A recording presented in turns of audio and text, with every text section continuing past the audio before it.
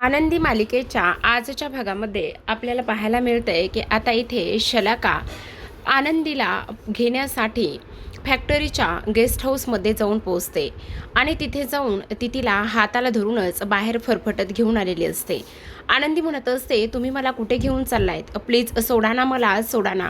शलाका म्हणत असते, ए गप्प बस, मी तुला सोडणार नाहीये आणि हे तुझं तोंड जे आहे ना ते बंद ठेव. आनंदी तिच्यापासून सुटण्याचा पूर्ण प्रयत्न करत असते. आजूबाजूला काय आहे काय नाही ह्या गोष्टी तिला मात्र समजत नसतात, दिसत नसतात.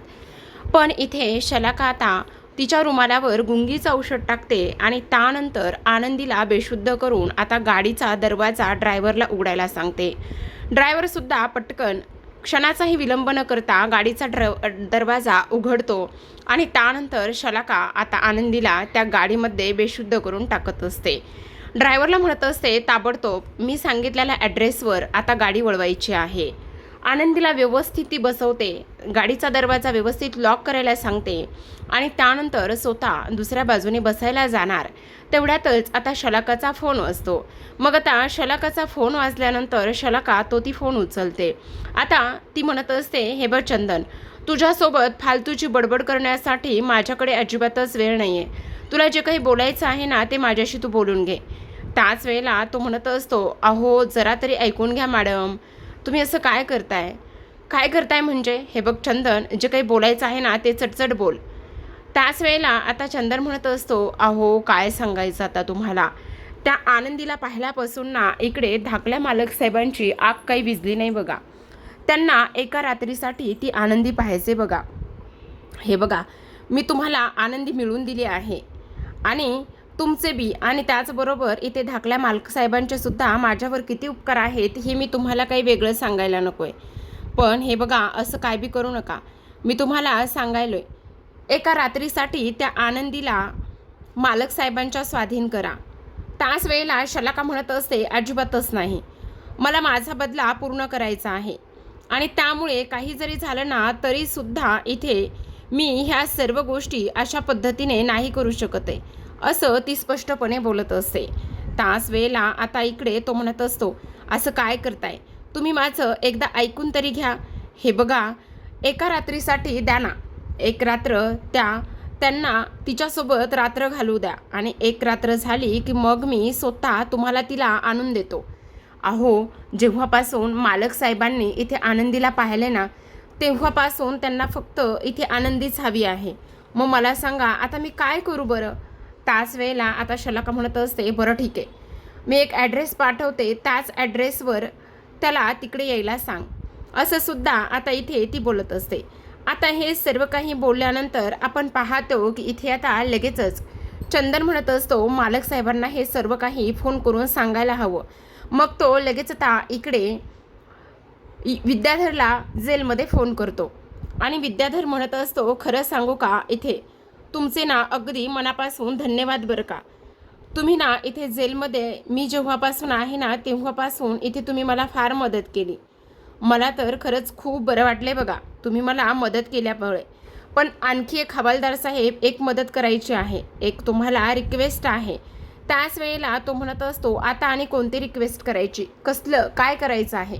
तेव्हा इथे आता तो म्हणत असतो, आता मला ना एक 2 ते 3 तासासाठी इथून बाहेर जायचं आहे, तुम्ही मला 2-3 तासासाठी बाहेर जाऊ द्या, असं तो बोलत असतो.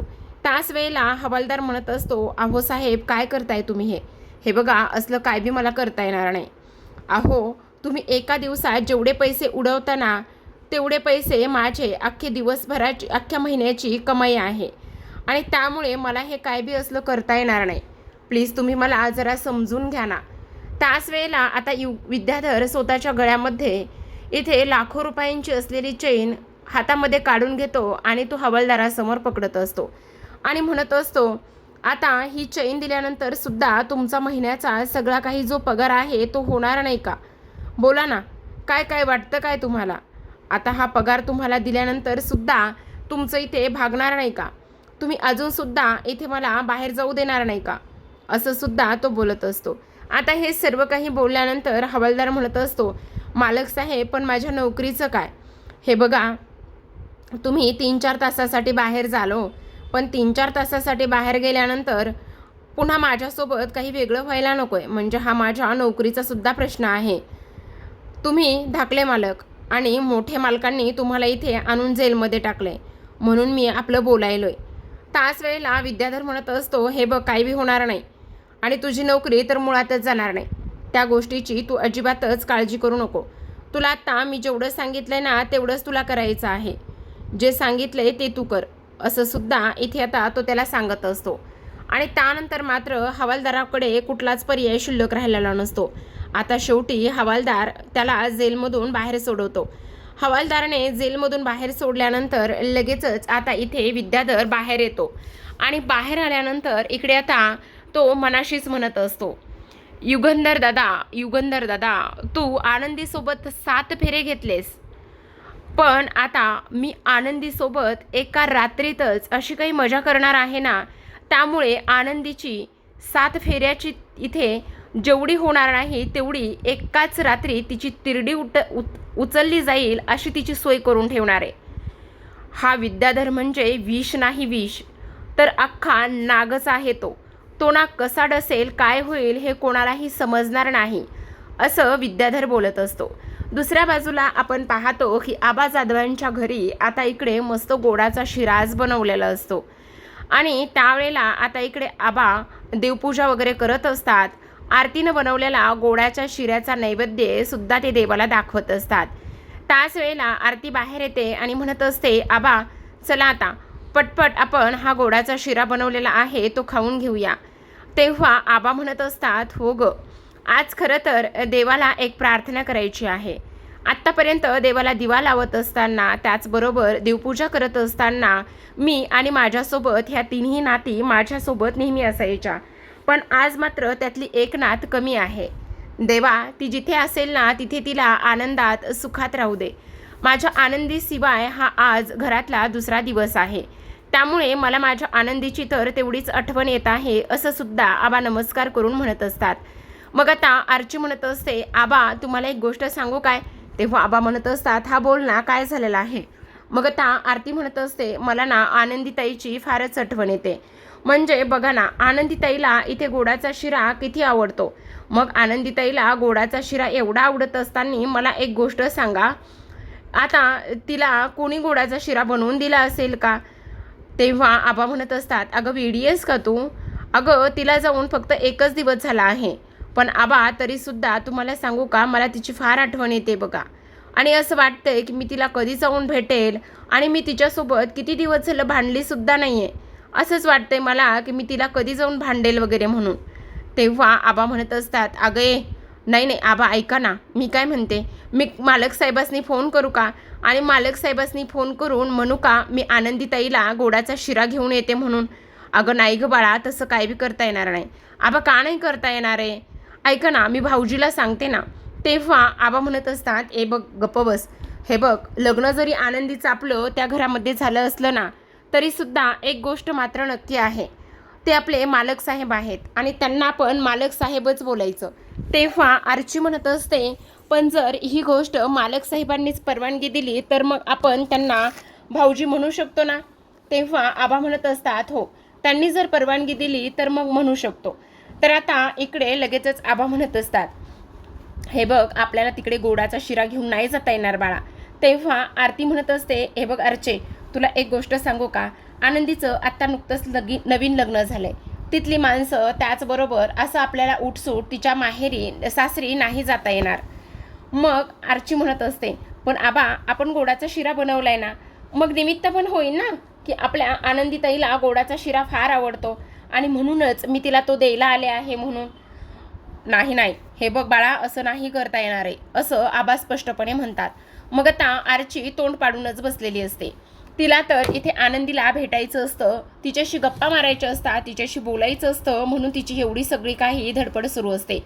मग आता आबा म्हणत असतात, ऐक ना बाळा, आपल्याला गोडाचा शिरा घेऊन तर नाही आनंदीताईकडे जाता येणार तिच्या सासरी, पण आपल्याला एक गोष्ट करता येऊ शकते आणि ती म्हणजेच की आपण तिला फोन तर लावू शकतो की नाही, फोन लावून तिच्याशी आपण गप्पा मारू शकतो, असं आता आबा म्हणत असतात. तेव्हा आता इकडे आरची म्हणत असतात, ठीक आहे, मग आपण फोन लावूयात. आता इकडे दुसऱ्या बाजूला आपण पाहतो युगंधर निंबाळकरांच्या घरी शिल्पाची आरेरावी सुरू असते. ही शिल्पा म्हणजे नुसती कटकट आहे बघा. प्रत्येकाला तुच्छ लेखणारी आणि येणाऱ्या जाणाऱ्याला भिकारी म्हणूनच हाक मारणारी, आवाज देणारी. आता घरामध्ये नोकर करणारे माणसं असतात, त्यांच्या हातामध्ये काचेच्या ग्लासाचा पूर्ण ट्रे भरलेला असतो. मग आता सरळ भाषेमध्ये त्याला बोलायचं सोडून ही म्हणत असते, ए भिकारड्या, हे बघ, जरी काचेचा ग्लास तुटला ना तर तुला सांगते त्या तुटलेल्या काचावरच तुला नाचायला लावेल, समजलं? नीट लायकीत राहायचं. त्याच वेळेला आता इकडे फोन वाजतो. मग आता फोन वाजल्याबरोबर शिल्पा फोन उचलते. आबांनी सुद्धा लँडलाईन नंबर डायल केलेला असतो आणि त्यानंतर आता फोन उचलल्यानंतर, हॅलो, मी आबा जाधव बोलत आहे. शिल्पा म्हणत असते, तुझ्या आवाजावरून, आणि कोण आबा? अरे भिकारी असेल तू, भिकारड्या, तुझी हिंमत कशी झाली इथे निंबाळकरांच्या घरी फोन करण्याची? त्याच वेळेला आबा म्हणत असतात, त्याचं काय ना, मला ना आनंदीशी बोलायचं होतं. मी आनंदीचा आबा आहे, आबा जाधव. कोण ही आनंदी? ती ना तिथेच फॅक्टरीमध्ये कामाला आहे. फॅक्टरीमध्ये कामाला आहे तर मग त्या फॅक्टरीमध्ये कामाला असताना इथे ह्या लोकांची घरी फोन करण्याची हिंमत झाली कशी? तुम्ही समजता कोण स्वतःला? तुमची घरी फोन करण्याची हिंमतच कशी होती? आत्ताच्या आत्ता फोन ठेव आणि इथून पुढे फोनसुद्धा करायचा नाही. ती जरी फॅक्टरीत कामाला असली तरीसुद्धा. अहो, पण मला फक्त माझ्या नातीची खुशाली विचारायची होती. खुशाली? आणि तुझ्या नातीची? आणि तीसुद्धा निंबाळकरांच्या घरी? ए चल भिकारड्या, फोन ठेव. असं म्हणून आता इकडे शिल्पा फोन कट करते आणि कट करताना म्हणत असते, पुन्हा इकडे फोन करूसुद्धा नकोस. आता फोन ठेवल्यानंतर आरची आणि त्याचबरोबर इथे आरती ह्या दोघीजणी म्हणत असतात, आबा काय झालं? कोणाशी बोलत होतात तुम्ही? आणि झालं का इथे आनंदीताईशी बोलणं? काय म्हणाले आनंदीताईच्या घरचे? मग आता इकडे आबा म्हणत असतात, नाही गं, आनंदी ना कामात होती आणि ती आता नवीन लग्न झालंय ना, त्यामुळे तिला ना आपल्याशी काही बोलता नाही आलं. आणि त्याचबरोबर एक गोष्ट सांगू का तुला? तिथल्या नोकर लोकांनी फोन उचलाय आणि ते म्हणलेत की मी आनंदीशी कॉन्टॅक्ट करून देईल म्हणून. तुम्ही नका बरं काळजी करू दोघी जणी. आता इकडे ह्या दोघींनासुद्धा थोडंसं टेन्शनच आलेलं असतं. पण आता आबा मनामध्ये विचार करत असतात, नेमकं काय झालेलं असेल, काय प्रॉब्लेम असेल? आत्ता फोन उचलणारी व्यक्ती नेमकी कोण होती आणि ती अशी का बरं बोलत होती? माझी आनंदी नेमकी सुखात असेल ना? तिला काही तकलीफ तर नसेल ना? काही प्रॉब्लेम तर नसेल ना? असं आता इथे आबा म्हणत असतात. नाही, मला एकदा ना मालक साहेबांशी बोललं पाहिजे. एकदा मालक साहेबांना ह्या गोष्टी सर्व काही विचारल्या पाहिजे, असं सुद्धा आता इथे आबांच्या मनामध्ये आलेलं असतं. त्याचबरोबर आपण पाहतो इकडे आता आरतीचं लक्ष आबांकडे जातं. आरतीचं लक्ष आबांकडे गेल्यानंतर ती म्हणत असते, आबा काय झालं आहे? आत्ता तुम्ही फोन केला होता, सर्व काही ठीक आहे ना? मग आता पुन्हा आबा म्हणत असतात, हो काही नाही प्रॉब्लेम, सगळं ठीक आहे. खरं सांगा आबा, तुमच्या वागण्यावरून आणि बोलण्यावरून तर तसं वाटत नाही आहे. सगळं ठीक आहे ना? मग आबा परत म्हणत असतात, हो गं, सगळं ठीक आहे, काहीही झालेलं नाही आहे. आता इकडे दुसऱ्या बाजूला आपण पाहतो की आता लगेचच इथे शिल्पाची आई म्हणजे युगंधर निंबाळकरांची आई म्हणत असते, काय गं, कोणाचा फोन होता? माहीत नाही कोणाचा फोन होता तर, पण मला ना इकडे हा जो काही आनंदीची चौकशी करायला फोन आला होता ना, तो फोन पाहून जरा टेन्शनच आला आहे, असं ती बोलत असते. त्याच वेळेला युगंधरची आई म्हणत असते, बरं आपण एक काम करूया, हा जो काही फोन आला होता ना, तो फोन आपण इकडे युगंधरला सांगूया आणि त्याला विचारूया की हा फोन कोणाचा होता. मग आता शिल्पा म्हणत असते, नाही, हे बघ आई, काही जरी झालं ना, तुला एक गोष्ट सांगायले की याबद्दल, ह्या सगळ्या गोष्टीबद्दल ना इथे दादाला, युगंधरला काहीही सांगायचं नाही आहे. त्याच्यापासून ह्या सर्व गोष्टी लपूनच ठेवायच्या आणि हा फोन कोणाचा होता, कशासाठी आला होता, हे सगळं मी नंतर शोधून काढेल. तुम्ही कोणीही ह्या सगळ्या गोष्टीमध्ये अजिबातच पडू नका, असं सुद्धा आता इथे ती बोलत असते. त्याचबरोबर ती हेही म्हणत असते, आता युगंधरला ह्या सगळ्या गोष्टीबद्दल समजता कामा नये. ही आनंदी नेमकी कोण आहे, काय आहे, हे सगळं काही इथे आता मी शोधून काढणार आहे, असं सुद्धा आता इथे ती बोलत असते. सोबतच आपण पाहतो इकडे आता दुसऱ्या बाजूला चंदनने आता इकडे घरी आनंदीला आणलेलं असतं, म्हणजे इथे जी शलाका आहे तिच्या मदतीने. आणि जेव्हा तो तिला घरी घेऊन येतो तेव्हा मात्र आता तिथे येणार असतो तो म्हणजेच की विद्याधर. आणि विद्याधरसाठी हा पूर्ण बेड वगैरे सजवतो आणि म्हणत असतो, खरं तर काय दिवस आले आहेत, आनंदी, तू मोठ्या मालकांसोबत लग्न केलंस, पण आज मात्र धाकल्या मालकांसोबतच तुझी पहिली रात्र होणार आहे. बाप रे बाप, काय म्हणायचं आणि काय नाही कळतच नाही. पण आनंदी, तू काळजी करू नकोस. तुला इकडे आणणारा सुद्धा मीच आहे. आणि त्याचबरोबर आणखी एक गोष्ट सांगू का, तुला ना तिकडे पोहोच करणारा सुद्धा कायमचा मीच असणार आहे मोठ्या मालकांकडे. तुला अजिबात काळजी करायची गरज नाही आहे. आता लवकरात लवकर विद्याधर धाकल्या मालकांना फोन करायला हवं आणि त्यांना सांगायला हवं की तुम्ही मात्र ताबडतोब निघून या म्हणून. आणि जर ते ताबडतोब निघून आले तरच मग सगळं काही व्यवस्थित होईल, नाहीतर उगाचच नसलेला उद्योग व्हायचा, असं सुद्धा आता इथे तो बोलत असतो. त्याचसोबत दुसऱ्या बाजूला आपण पाहतो की आता आर्ची ही गावामध्ये असते आणि हा जो काही विद्याधर आहे ना, तो विद्याधर मात्र इकडे आता त्या ठिकाणी निघालेला असतो. नेमका तो जात असतानाच आर्चीने आता त्याला पाहिलेलं असतं. आर्चीने त्याला पाहिल्याबरोबर इकडे आता आर्ची खूपच जास्त घाबरते.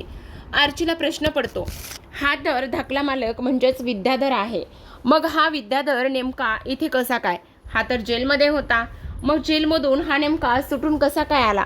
असा प्रश्न आता इकडे आर्चीला पडतो. आर्ची मात्र पूर्ण घाबरलेली असते आणि विद्याधर आता आर्ची समोर येतो. त्याच वेळेला आता इकडे आर्ची म्हणत असते, तुम्ही धाकले मालक साहेब तुम्ही? तेव्हा तो म्हणत असतो, हो मी. पण हे बघ, आता तू मला इथे पाहिलंयस ना, पण ही गोष्ट कोणालाही सांगायची नाही, समजलं? इथे पाहिलंयस तर इथेच हे सगळं काही विसरून जायचं. इथून हे पुढे कुठेही गेलं नाही पाहिजे, कळलं का तुला? आणि तेव्हा तो तिच्या जवळ येण्याचा प्रयत्न करत असतो. मग आता आर्ची मात्र पूर्ण घाबरलेली असते. ती म्हणत असते, नाही तुम्ही प्लीज माझ्याजवळ येऊ नका ना, तुम्ही आत्ताच्या आत्ता बाजूला व्हा, तुम्ही माझ्यापासून लांब जा, तुम्ही माझ्याजवळ येण्याचा प्रयत्नसुद्धा करू नका, असं सुद्धा ती बोलत असते. पण आता मात्र तो म्हणत असतो, कशाला एवढी घाबरायलीस, उगाचच गप्प बस आणि काही होणार नाही आहे. आणि हे सगळं कोणाला जाऊन सांगणार आहेस तू? ह्या सगळ्या गोष्टी कोणाला बी जाऊन सांगायच्या नाही, समजलं? मी इथे आहे ही गोष्ट जर कोणाला समजली ना तर मग गाठ माझ्याशी आहे, कळलं का तुला? आता मात्र विद्याधर तिच्या जवळ जाण्याचा प्रयत्न करत असतो.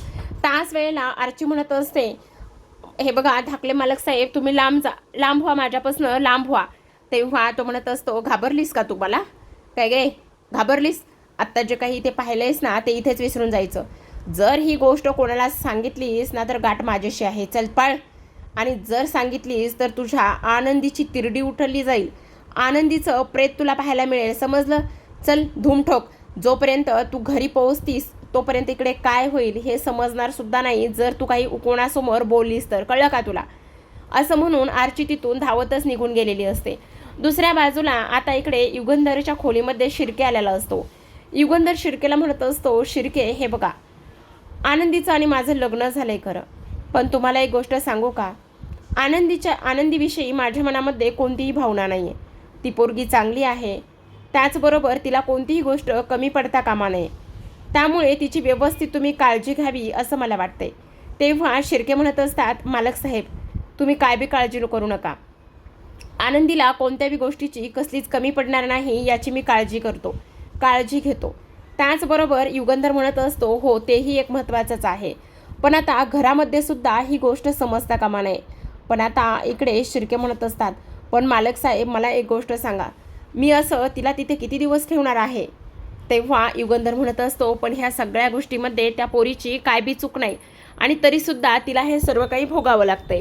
दुसऱ्या बाजूला आपण पाहतो की आता इकडे आबा खोलीमध्ये असतात. आबा खोलीमध्ये असताना आर्ची मात्र धावतच सायकल घेऊन आलेली असते आणि जोरातच आबांना आवाज देत असते आणि म्हणत असते, आबा आबा. त्याच वेळेला आबा म्हणत असतात, काय ग, काय झालेलं आहे आर्चे, काय झालेलं आहे? आर्ची मात्र धावतच येते आणि म्हणत असते, आबा आबा, आपली आनंदीताई. तेव्हा आबा विचारत असतात, काय झालेलं आहे आपल्या आनंदीताईला आणि तू अशी का बरं ओरडायला लागलेली आहेस? आबा ते धाकले मालक साहेब.